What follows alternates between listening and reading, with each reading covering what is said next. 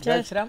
जय श्री राम, जय श्री जगन्नाथ, जय माँ सरला, जय मो आत्मिक गुरु तत्वगुरु समस्त प्रीत्यर्थ आनंद कबार हरि हरि बोला। तो आज चाहिए बाबा को तो बाबा जो अबना अंक को आद्य धर दुई संख्या रख तार तलर मिशाण करू मनरे तुही ऋतु को तातले देबु खंजाई तातल देव चारि को लेख वेद चारि को लेख नयन पुराई मनरे देख यही ठिकागार टलिब नहीं चौद्वार गोल चहल होए। तेणु यार तत्व को टिके जानिबा को चाहिए एवं समाज जमती ए तत्व रे प्रतिभात हेबे बुझे देबे।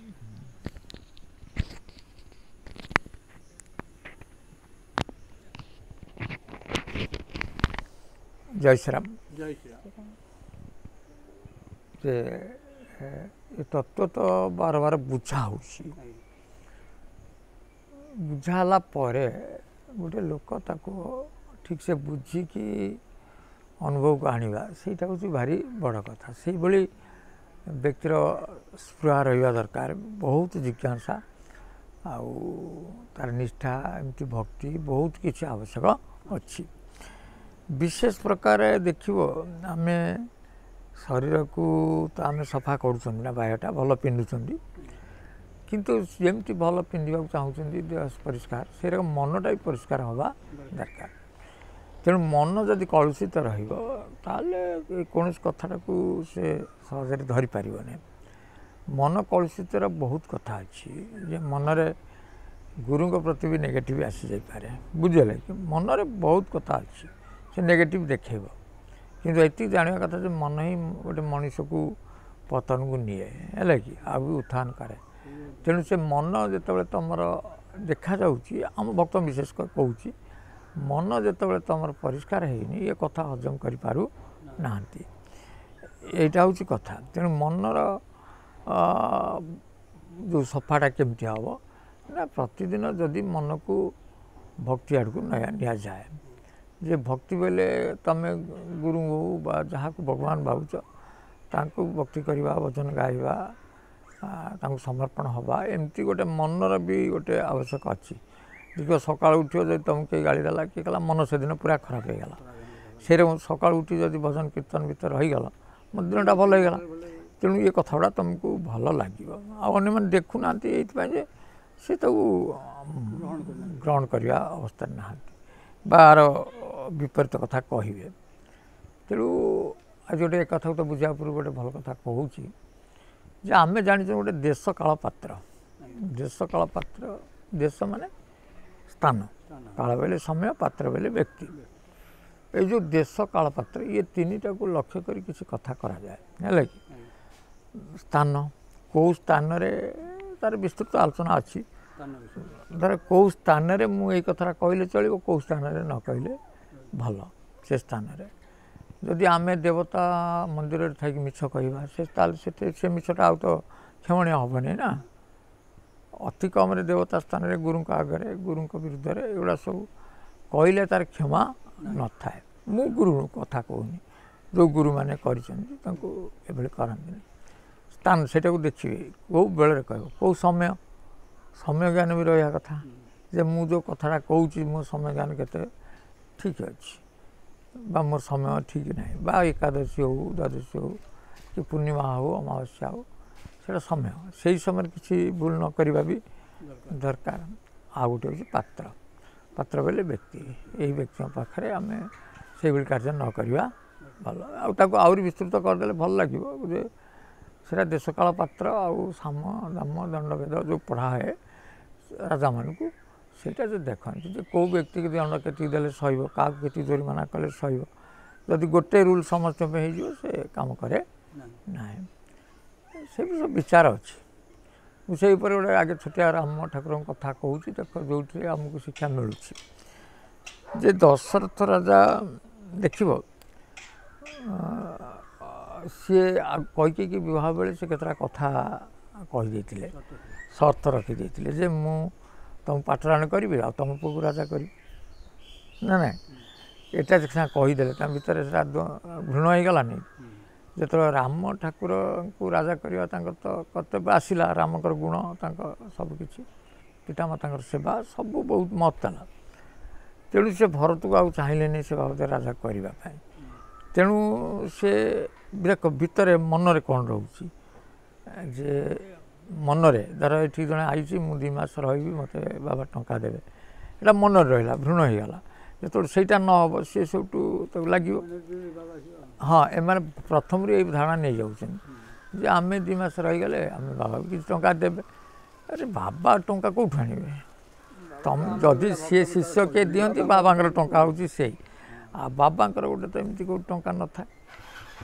ଏଭଳି ଯାର ମନୋଭାବ ରହିବ ପ୍ରଥମରୁ, ସେ ତ ନିଶ୍ଚୟ ମନକୁ ତାର ଖରାପ ହେଇଯିବ। ଆଉ ମନ ଯେତେବେଳେ ଖରାପ ହେଇଯିବ ସେ ବହୁତ କିଛି କଥା ସେ କହେ। ସେତେବେଳେ ହସିବା ଦରକାର ଯେ ଧର ଆମ ପୁଅକୁ ଦେଇପାରିଲେନି, ପୁଅ ଗାଳି ଦିଏ ନାହିଁ ସେଇ ଟାଇପ୍ ସେମାନେ ସେ କହନ୍ତି। ଏ ଯେମିତି ଏ ଝିଅ ପାଖରେ ବସିଛି, କିଛି ଲୋକ ତମ ଶିଷ୍ୟ ପାଖରେ ବସିବ ନାହିଁ। ଶିଷ୍ୟ ମୁଁ କାହାକୁ କହିନାହିଁ, ସମସ୍ତଙ୍କୁ ପୁଅ ଝିଅ କହିଛି। ତେଣୁ ପୁଅ ଝିଅ ମାନେ ମୋ ପୁଅ ଝିଅ ଯେମିତି ଏମାନେ ସେମାନେ ମୋ ଉପରେ ସେ ଗୋଡ଼ ପକାଉଛନ୍ତି, ଇଏ ପକାଇଦେଲେ କ'ଣ ହେଇଗଲା? ମୋର ଏଇଭଳି ମନୋଭାବ। ମୁଁ ଅନ୍ୟ ଗୁରୁଙ୍କ କଥା କହୁନି, ମୋର ମନୋଭାବ ତ ଏଇଆ। ମାନେ ଏମିତି ଜଣକୁ ମୁଁ କହିନି ଯେ ତୁ ମୋ ପୁଅ ବା ତୋ ଝିଅ, ସେଇ ସ୍ତରରେ ମୁଁ ଭଲ ପାଇଛି ହେଲା। ତେଣୁ ବସିଲା କ'ଣ ହେଇଗଲା ମୋ ପାଖରେ, ସେଥିରେ କିଛି ନାହିଁ। ଝିଅଟା ବସିବନି ଆଉ କାହାକୁ ବସେଇବି, ବା ପୁଅଟାକୁ ବସେଇବିନି କାହାକୁ ବସେଇବି। ଆଉ ସେଠି ଦଣ୍ଡ ହେଇକି ହାତ ଯୋଡ଼ିବ, ମୁଁ ସେଭଳିଆ ଗୁରୁ ନୁହେଁ ବା ମୁଁ ସେମିତି ଭଲ ପାଏନି। ତେଣୁ ସେ ଯେଉଁ ମନରେ ଯଦି କଳୁଷତା ରହିକି ଆମେ ଏଠିକି ଆସିବା, ତାହେଲେ ତୁମକୁ ଲାଗିବ ସେଇଆ। ସେ ଦଶରଥ ମନରେ ରଖିଦେଲେ ସେଇ କଥା। ତେଣୁ ସିଏ କ'ଣ କଲେ ନା ଭରତ ଶତ୍ରୁଘ୍ନକୁ ପଠାଇଦେଲେ କେଉଁଠି?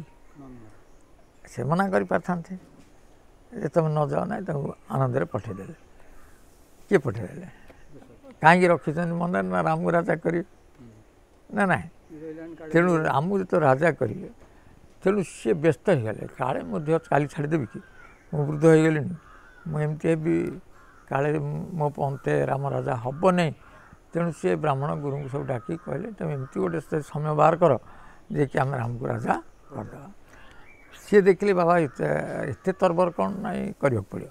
ସେ ତ ଯେତେବେଳେ ସମୟ ନାହିଁ, ସେ ଗୋଟେ ତରବରିଆ ଭାବରେ ଗୋଟେ ସମୟକୁ ବାହାର କଲେ 10-15 ସେକେଣ୍ଡ ପାଇଁ, ଯେ ଏଇ 10-15 ସେକେଣ୍ଡରେ ଅଛି ଯଦି ରାମ ରାଜା ହେଇଯିବେ। ତେଣୁ ସେଇ 15 ସେକେଣ୍ଡ 25 ସେକେଣ୍ଡ ଭିତରେ ଇଏ ହଣ୍ଡା ମାରିଦେଲେ, କାରଣ ୟାଙ୍କର ତ ଇଚ୍ଛା ଅଛି ରାଜା କରିଦେବା। ବୁଝିହେଲା କି? ଯେମିତି କହୁନି, କ୍ଷମା କରି କହୁଛି, ଯେମିତି ରାମ ମନ୍ଦିର କରିବା ପାଇଁ ଗୋଟେ ସମୟର ଯେଉଁ ଶଙ୍କରାଚାର୍ଯ୍ୟ କହୁଥିଲେ ଯେ ସମୟଟା ହେଇନି, ସେ ସମୟ ଆଉ ତରବରିଆ ଭାବରେ ହେଇଗଲା। ସମୟକୁ ଅପେକ୍ଷା କରିଥିଲେ ଭଲ ହେଇଥାନ୍ତା। ଯେଉଁ ସମୟ କହିଛି କାଳଟା ଗୋଟେ ଭଲ ସମୟ ଆସିଲେ ଭଲ କଥା ହୁଏ। ଯେତେବେଳେ ଭଲ ସମୟ ନଥିଲା ସିଏ ସେଭଳିଆ ଡିସିସନ୍ ନେଇଗଲେ। ତେଣୁ ବଶିଷ୍ଠ କହିଲେ ରାମ ରାଜା ହେଇପାରନ୍ତି ନ ହେଇପାରନ୍ତି, ମାନେ କାଳଟା ସମୟଟା ଏଇଆ କହୁଛି ଯେ କାଲି ରାତି ପାଇଲେ କ'ଣ ହେଇପାରେ। ସେ ବି 100% ଠିକ୍ କହିପାରିଲେନି ଯେ ରାମ ରାଜା ହେବେ, କାରଣ ସେତିକି ସେ ମାନସିକ ପ୍ରସ୍ତୁତି ନଥିଲେ, ଜାଣିଥିଲେ ରାମ ନ ହେଇପାରନ୍ତି। ତେଣୁ ଏଇଭଳି ଯେଉଁ ତରବରିଆ ଡିସିସନ୍ ନେଲେ, ମନ ଭିତରେ ଭ୍ରୂଣ ରଖି ନେଲେ କିଏ? ଦଶରଥ ନା ନାହିଁ, କାରଣ ଆର କଥାଟା ନ ଉଠୁ। ତେଣୁ ସେ ଦୁଇଟା ରାଜ୍ୟକୁ ଆଉ ନିମନ୍ତ୍ରଣ ଦେଲେନି। ଭରତ ଶତ୍ରୁଘ୍ନ ଯେଉଁ ତାଙ୍କ ବନ୍ଧୁ ନା ନାହିଁ, ତା ସମ୍ବନ୍ଧୀଘର, ସେଠି ତ କହିବା କଥା ଯେ ରାମ ରାଜା ଆବାସ। ଆଉ ସୀତାଙ୍କ ବାପ ଘରେ ରହିଲା କେଉଁଟା? ଜନକପୁର। ତାଙ୍କୁ ବି ନିମନ୍ତ୍ରଣ ଦେଲେନି। କାହିଁକି ନିମନ୍ତ୍ରଣ ଦେଲେନି? ନା ସେମାନେ ଆସିଲେ କାଳେ ଗଣ୍ଡଗୋଳ କରିଦେବେ, କାହିଁକିନା ମନେ ପକାଇଦେବ ସେ ତାଙ୍କ ବାପା ଯେ ମୋ କତିରେ ସଂକଳ୍ପ କରିଥିଲେ ଏଇଆ, ଫେର ରାମକୁ କାହିଁକି କରିବ ଗଲା। ଦ୍ୱିତୀୟତଃ ସେଠି ଜନକ କେବେ ତ ଆସିବେନି, ସନକକୁ ପଠାଇବେ। ସନକଙ୍କ ଝିଅ ହେଉଛି ମାଣ୍ଡବୀ, ଭରତଙ୍କ ସ୍ତ୍ରୀ। ସେ ବି ତାଙ୍କ ସହିତ ସପୋର୍ଟ କରିପାରେ ଯେ ଭରତ ରାଜା ହେବା ଭଲ। ତେଣୁ ଇଏ ମନରେ ବି ଦ୍ୱନ୍ଦ୍ୱ ରଖିକି ସେ ଦିଗକୁ ନିମନ୍ତ୍ରଣ କଲେ ନାହିଁ। ଆଉ ସମୟ ଠିକ୍ ନିଘଣ୍ଟ ହେଲା ନାହିଁ। ତେଣୁ ସେଠି କ'ଣ ହେଲା? ମନ୍ଥରା ବାହାରିଲା ନା ନାହିଁ, ମାନେ ବିଘ୍ନ ଆସିଲା। ବିଘ୍ନ ଆସିକି ଏଇ ପରିସ୍ଥିତିଟା କରିକି ରାମକୁ ରାଜା କରିବା ପାଇଁ ନେଇଗଲେ, ଏଇ ଯେଉଁ ବଣକୁ ନେଇଗଲେ। ତେଣୁ ଯଦି ସେଇ ସମୟକୁ ସେ ଅପେକ୍ଷା କରିଥାନ୍ତେ ସମୟ ଜ୍ଞାନରେ, ତାହେଲେ ହେଇଥାନ୍ତା। ସେ ବୁଝିହେଲା ନା, ସବୁବେଳେ ସମୟଟା ବି ଗୋଟେ ଅଛି, ସ୍ଥାନ କାଳ ପାତ୍ର। ତେଣୁ ସମୟଟାକୁ ବହୁତ ଆବଶ୍ୟକ। ତେଣୁ ତୁମେ ସମୟକୁ ଜଗି ପାରୁନ। ଧର ଆମେ ଜ୍ଞାନକୁ ଯିବା ପାଇଁ ହେଲେ, ତତ୍ତ୍ୱକୁ ଯିବା ପାଇଁ ହେଲେ ସମୟଟାକୁ ଜଗିବାକୁ ପଡ଼ିବ। ସମୟ ବୋଇଲେ ଏଇ ଦୁଇଟା ପଟ, ଯେ ଆକୁ ଯଦି ଦିନ ଭରି ତୁମେ ଧରି ଶିଖିଥିବ, ତାହେଲେ ସିଏ ତୁମକୁ ସନ୍ଧ୍ୟା ସମୟଟା ଦେଖେଇବେ। ନା ନାଇଁ ବା ବ୍ରହ୍ମ ସମୟଟା ଦେଖେଇବେ ଆ ସହିତ କିଛି ସମ୍ପର୍କ ନାହିଁ ଯେ ତାଙ୍କର ସିଧା ଆସିଲେ ଆମେ ତେଣୁ ନ ହେଇପାରିଥାଏ କିଛି କଥା କିନ୍ତୁ ନାଡ଼ି ଶୋଧନ ତ ଦରକାର ଇଏ ପବନ ଯେତେ ଯିବା ଆସିବା କରିବ ତୁମ ନାଡ଼ିଟା ଶୋଧନ ହେଉଛି ନା ନାହିଁ ତାପରେ ତୁମେ ଫେରେ ଅନ୍ୟ ତତ୍ତ୍ୱକୁ ଯାଇପାର ବୁଝିଲେ ଯାହା ଗୁରୁ ଶିଖେଇଛନ୍ତି ତେଣୁ ଗୁରୁ ସିନା ଏକ କହିବେ ତୁମେ ତ ଅନେକ କରିପାରିବ କାହିଁକି ହେଉନି କାହିଁକି ମୁଁ ଧ୍ୟାନ କରୁନି ବା ବାଁ ପଟରେ ହେଉ ଡାହାଣ ପଟରେ ହେଉ ଯେଉଁଭଳି କହିଛନ୍ତି ମୁଁ ସେଥିରେ ବି ବସିବା ଦରକାର ବା ସ୍ମରଣ ରଖିବା ଦରକାର ସେ ପବନଟାକୁ ଠିକ୍ ଭାବରେ ହଁ ତାହେଲେ ଆରଟା କଥା କରିପାରନ୍ତ ଏମିତି ବି ତାଙ୍କର ବି ଜ୍ଞାନ କମୁଛି କହିବା କଥା ଏଗୁଡ଼ା ସବୁ ବୁଝିବା ଦରକାର ତେଣୁ ୟାକୁ ବୁଝେଇଦେବି ମା ବୁଝେଇଲେ କ'ଣ ହେବ ସେଇ କଥାକୁ ସେଇ କଥା କିନ୍ତୁ ଅନ୍ୟମାନେ ତ ବୁଝିବେ ହଁ ବାବା କହୁଛନ୍ତି କିନ୍ତୁ କାର୍ଯ୍ୟରେ ପରିଣତ କରିବା ବଡ଼ କଥା ଯେ ଅବନା ଅଙ୍କକୁ ଆଦ୍ୟରେ ଧର 2 ସଂଖ୍ୟାରକ ତାର ତଳର ତେଣୁ ଅବନା ଅକ୍ଷ କିଏ ଜାଣିନି ଯେ ପର ଶଶପଦ ଏ ହେଲା ଅବନା ପର ଶଶପଦ କେଉଁଠି ରଖିବ ଯେଉଁ ବସାଣ ହେଇଛି ଏଇ 4ରେ ପର ରଜ ଶଶପଦ ଏଇ ବସାଣ କରିଦେଲେ ତୁମେ ଭଗବାନଙ୍କୁ ପାଇଯିବ ଏ ତ ଗୋଟେ ବସାଣ ହେଇଛି ସେମିତି ସବୁ ବସାଣ ଅଛି ପଞ୍ଚାତ୍ମ ବସାଣ ସପ୍ତପଞ୍ଚାତ୍ମ ବସାଣ ଅଛି 5ରେ ସବୁ କିଏ ଭାଗ ହେଇଛନ୍ତି ତେଣୁ ଆକୁ ବସାଣ ଯଦି ନେବ ତାହେଲେ ତତ୍ତ୍ୱ ଭିତରକୁ ଯାଇପାରିବନି ତେଣୁ ତତ୍ତ୍ୱ ହେଉଛି ଭିତରେ କ'ଣ ଅଛି ଦେଖିବାକୁ ପଡ଼ିବ ଭିତରେ ଅବନା ହେଲା 8 ତେଣୁ ଅବନାଟା ଡାଇରେକ୍ଟ କଥା ହେଉଛି ତାର ତତ୍ତ୍ୱ ଦେଖିଲେ 8 ଆସିଲା ତେଣୁ 8ଟା ଆମର କିଏ ଏଇଟା ଜାଣିବା କଥା ଯେ ଅ ଆ ଉ ଏ ଓ ଇ ଅଂ ଅନୁସାର ଅଂ ବୋଲେ ଅନୁସାର ଆଉ ବିସର୍ଗ ହେଲେ 8 କିନ୍ତୁ ଗୋଟିଏ ଲୟାଙ୍ଗ ସୂତ୍ର ବା ବାମ ପଟରେ ହରାଦିରେ 7 ରହୁଛି ତେଣୁ ଇଏ 7କୁ ଯଦି କମ୍ପ୍ଲିଟ୍ କରିପାରିବ ତାହେଲେ 8ଟା ବାହାରିବ ତେଣୁ 8 ହେଲା ବିସର୍ଗ ଏଇଟା କ୍ଲିଅର ଇଏ 7କୁ ଯଦି କମ୍ପ୍ଲିଟ୍ କରିପାରିବ ଯେ ଏକାଥରେ ମୁଁ ଯାଇକି ବିସର୍ଗ ବସେଇଦେବି ସେମିତି କଥା କରିପାରିବ ଇଏ 7କୁ ପୂର୍ଣ୍ଣ ଭାବରେ ତୁମେ କରିପାରିଲେ 8ଟା ବାହାରିବ ହେଲା 8ଟା ଯେତେବେଳେ ବାହାରିବ 8ଟା ହେଲା ବିସର୍ଗ ସେଟାକୁ ସେ ପ୍ରଥମରେ କହିଲେ ମା ଅବନା ଅଙ୍କକୁ ଆଦ୍ୟରେ ଧର ଆଦ୍ୟରେ ତୁମେ ସହସାରେ ରଖ ଏଇଟା କିଛି ଲୁଚେଇବାର ନାହିଁ ଯଦି ତୁମେ ଯେଉଁ ଚକ୍ର ଦେଖିବ ଆମର ଯେଉଁ ସପ୍ତମ ଚକ୍ର ପନ୍ଥା ଯେଉଁ ବର୍ଣ୍ଣନା ହେଇଛି କେଉଁ ଚକ୍ରରେ କ'ଣ ତେଣୁ ଦେଖିବ ସପ୍ତମ ଚକ୍ର ବୀଜ ହେଉଛି ବିସର୍ଗ ଆଉ ଏଇଭଳିଆ ତାଙ୍କର ସବୁ ବୀଜ ଅଛି କେଉଁ ବୀଜ ସେଠି କାମ କରେ ତେଣୁ ବିସର୍ଗ ହେଲା କେଉଁଟା ସହସ୍ରାର ବୀଜ କହିଦିଆହେଉଛି ତା ଅର୍ଥ ନୁହେଁ ଯେ ତୁମେ ଫଟକିନି ସେଇଟା କରିଦେବ ସେୟା କହିଲେ ଯେ ଅବନାଙ୍କୁ ଆଦ୍ୟ ଧର ମାନେ ବିସର୍ଗଟାକୁ ତୁମେ ସହସ୍ରାରେ ରଖ 2 ସଂଖ୍ୟା ରଖ ତାର ତଳ ଅର୍ଥାତ୍ ନୟନ 2ଟାକୁ ତୁମେ ସେଇଠି ସ୍ଥିର କର ଏଇଟା ଯୋଗୀମାନଙ୍କ ପାଇଁ ବା ଭକ୍ତମାନେ 2ଟାକୁ ରଖିବ 2ଟା ମାନେ ଚକ୍ଷୁ ଆସିବ ତାପରେ ମିଶାଣ କରିବୁ ମନରେ ତୁଇ କାରଣ ସେଠିକି ପବନ ଯାଏ ନାହିଁ ପବନର ଗତି ତ୍ରିକୁଟ ପର୍ଯ୍ୟନ୍ତ ଅଛି ତାପରେ ସେଠିକି ଆଉ ପବନ ଯାଏନି ମନ ସୂତ୍ରରେ ସେଟାକୁ ଯିବା ପାଇଁ ପଡ଼େ ତେଣୁ ମନଟା ଯଦି ଗୁରୁଙ୍କ ପ୍ରତି ଶ୍ରଦ୍ଧା ଭକ୍ତି ସ୍ନେହ ରହିବ ତାହେଲେ ଗୁରୁ ତତ୍ତ୍ୱଟା କାମ କରିବ ଯଦି ଗୁରୁଙ୍କ ପ୍ରତି ସେମିତି ରହିବନି ସମସ୍ତଙ୍କ ଗୁରୁଙ୍କ କଥା କହୁଛି ତାହେଲେ ଗୁରୁ କୃପା ତୁମେ ପାଇଯିବ ତୁମ ମନର କଥା ସେଇଟା ଗୁରୁ ଏଠି ହାତ ମାରିବାର କିଛି ନାହିଁ ତୁମ ମନଟା ଯେତେ ଶ୍ରଦ୍ଧା ଭକ୍ତି ଗୁରୁଙ୍କ ପ୍ରତି ରହିବ ସେ ମନ ସୂତ୍ରଟା କାମ କରିବ ତେଣୁ ମନ ସୂତ୍ରରେ ମିଶାଣ କରିବୁ ମନରେ ତୁଇ ଏଇଟା ତ ପବନରେ ମିଶାଣ କରିବୁ କହିଲେ ନାହିଁ ତେଣୁ ମନରେ କରିବୁ ଋତୁକୁ ତା ତଳେ ଦେବୁ କନ୍ୟା ଋତୁଟା ବୋଇଲେ ଷଡ଼ଚକ୍ରକୁ ଆଉ ଛାଡ଼ିଦେବୁ ଷଡ଼ଚକ୍ର ଉପର କଥାଟା ଆଉ କ'ଣ ତଳେ ଋତୁଟା ରହିଲା ଷଡ଼ଚକ୍ର ଉପରେ ଏଇଟା ସପ୍ତମ ଚକ୍ର କଥା କହୁଛନ୍ତି ତା ତଳରେ ବେଦ ବି ଛାଡ଼ିଦେବୁ ବେଦ ବୋଇଲେ ଶବ୍ଦଟାକୁ ଯେଉଁ ବେଦର ଆଖିରେ କହୁଛି ଯେଉଁ ଶୁଣିବା ଶ୍ରୁତିଟା ଯେ ବାହ୍ୟ ଶ୍ରୁତିଟାକୁ ଛାଡ଼ିଦେବ ବାହ୍ୟ ବେଦଟା ହେଉଛି ନିର୍ବେଦଟା ହେଉଛି ଠାକୁର ସେଠି ଶବ୍ଦ ନାହିଁ ନିଶବ୍ଦ ସେଟା ଏଇଟା ଯେଉଁ ବେଦ ଯେଉଁ ଶବ୍ଦ ବୋଇଲେ ବାହ୍ୟ ଶବ୍ଦକୁ ତାକୁ ବନ୍ଦ କରିଦେବା ପାଇଁ ପଡ଼ିବ ବେଦ ଛାଡ଼ିବା ଅର୍ଥ ଶ୍ରୁତି ବା ଶୁଣିବାର ଧାରାଟାକୁ ବନ୍ଦ କରିଦେବା ପାଇଁ ପଡ଼ିବ ଆମେ ଯେତେବେଳେ ବାହ୍ୟଟା ନ ଶୁଣିବା ତାହେଲେ ଭିତର ଶବ୍ଦଟା ହେବ ସେଇ କଥାକୁ କହିଲେ ନୟନ ପୁରାଇ ମନରେ ଦେଖ ନୟନଟା ପୁରାଇକି ଆଖିରେ ଦେଖ ସେଇ ଜାଗାଟାକୁ କେଉଁଟା ସହସ୍ର ନୟନ ପୁରାଇ ମନରେ ଦେଖ ଏଇ ଠିକାଗାର ଟଳିବନି ଏଇ ଯେଉଁ ଜିନିଷଟା ଟଳିବନି ଏଇଟା ସ୍ଥିର ହେଇଯିବ ବୁଝିଲେ କି ଟଳିବନି 1000 ଏପଟେ ପେଲିଦେଲେ ବି ଟଳିବନି ସ୍ଥିର ହେଇଯିବ ଟଳିବ ନାହିଁ 14ରେ ଗୋଳ ଚହଳ ହୁଏ ତାପରେ ଦେଖିବ ଯେଉଁ 14 ଆମର ଯେଉଁ ରହିଛି ଯେଉଁ ଏଗୁଡ଼ା 4 ଦ୍ୱାର ଭିତରେ ଗୋଳ ଚହଳ ଆରମ୍ଭ ହେବ ଅର୍ଥାତ୍ ତା ଭିତରେ ଅନାହତ ଧ୍ୱନିଟା ବାହାରିବ ଗୋଳ ଚହଳ ଅନାହତ ଧ୍ୱନି ଯାହା କୁହନ୍ତି।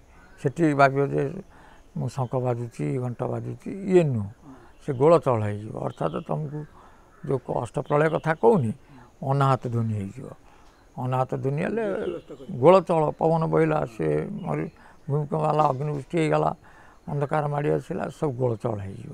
କେଉଁଠି? ଏଇ ଚାରିଦ୍ୱାରରେ ହେଲା କି ଗୋଳ ଚହଳ ହେଇଗଲେ ସେ ତାର ଯିଏ ସହସ୍ରକୁ ଯାଇଥିବେ ସେ ବୁଝିବେ, ବା ତାଙ୍କୁ ଯିଏ ଯାଉଥିବେ ସେ ବୁଝୁଥିବେ। ଆଉ କ'ଣ ସେ ଏଇ କଥାକୁ ସେ ଲେଖିଲେ ମା'। ଆଉ ଦ୍ୱିତୀୟ ସେ କିଛି ଲେଖିନାହାନ୍ତି, ବହୁତ ଉଚ୍ଚ ତତ୍ତ୍ୱ ଲେଖିଛନ୍ତି। ତାକୁ ବୁଝିବାର ଚେଷ୍ଟା କଲେ ଗୁରୁ ଯେଉଁ ବହୁତ ଗୁରୁ ଅଛନ୍ତି ବୁଝିଲେ ତାଙ୍କଠାରୁ ବୁଝିପାରିବ। କିନ୍ତୁ ଆଉ ତ ପାର୍ଥିବ ଜଗତର କଥା ଏଇଟା ନୁହଁ, ଅନାହତ ଧ୍ୱନି ହେଇଯିବ। ବୁଝିଲେ ଛୋଟିଆ ମୋଟିଆ ନୁହଁ, ଅନାହତ କହିଦେବ ବୋଲେ ଛୋଟିଆ ନୁହଁ, ଅନାହତ ପବନ ଅନାହତ ହେଇଯିବ ମାନେ ଆଉ ପବନ ଫେରିବ ନାହିଁ। ଶବ୍ଦ ବି ଏମିତି ତା ଭିତରେ ହେବ ନା ତୁମେ ଜୀବନରେ କଳ୍ପନା ବି କରିଥିବ, କଳ୍ପନାର ବାହାରର ଶବ୍ଦ ସବୁ ଆସିଯିବ। ମାନେ ଭୟଙ୍କରରୁ ଭୟଙ୍କର ଏଇ ଯେଉଁ ଅଷ୍ଟପ୍ରଳୟ ଆସିବ। ସେତେବେଳେ ସେ ଅନାହତ ଧ୍ୱନି ଯିଏ ବୁଝିକି ବଞ୍ଚିକି ସେପଟକୁ ଯିବ ନା ଆଉ କ'ଣଟା କେମିତି ଯିବ? ଯିଏ ମରିକି ମରିକି ବଞ୍ଚିଲା ସେଇ ଜାଣିବ କଥା। ଆଉ କ'ଣ ମୃତ୍ୟୁ ବେଳକୁ ସେଇ ଜିନିଷଟା ଆସିବ। ଯେମିତି ମୁଁ କହୁଛି ମୃତ୍ୟୁଧାରାଟି ସେଇଆ। ସେ ଯେତେବେଳେ ଭୟଙ୍କର ଶବ୍ଦ ଆସିବ ସେ ଦାନ୍ତ ଫାନ୍ତ ନିକିଡ଼ି ଆଖି ଏଡ଼େ ହେଇକି ସେ ପ୍ରାଣ ଛାଡ଼ି ଦିଅନ୍ତି। କିନ୍ତୁ ସେଇ ଜିନିଷଟା ଆଗରୁ କରିଥିଲେ ତୁମେ ଆଉ ମରିବ କାହିଁକି? ଧର ମରିକି ପୁଣି ବଞ୍ଚି ଯାଇଛ, ତୁମେ ଜାଣିଛ ମୃତ୍ୟୁ ବେଳକୁ ତ ଏଇଆ ଆସିବ, ମୁଁ ଶବ୍ଦ ଭେଦିଛି, ତେଣୁ ଡରିବାର କିଛି ନାହିଁ। ତାପରେ ମୁଁ ଦେଖିଲା ବେଳକୁ ତ ବଞ୍ଚୁଛି, ଆଉ ସେ ଆଉ ଡରିବ କାହିଁକି? ତେଣୁ କଥା ମାନ, ଗୁରୁଙ୍କୁ ଭଲ ପାଅ। ସବୁବେଳେ ଗୁରୁଙ୍କ ବିରୁଦ୍ଧ ବହୁତ ହେବା ଭଲ ନୁହେଁ। କିନ୍ତୁ କଥାଟା କ'ଣ, ସେ ତ ସମୟ ସେୟା କରେଇବ। କାହିଁକିନା ଜାଣିଛି, ସେ କହୁଛି ଲାଗିକି ରହ। ଜୟ ଶ୍ରୀରାମ।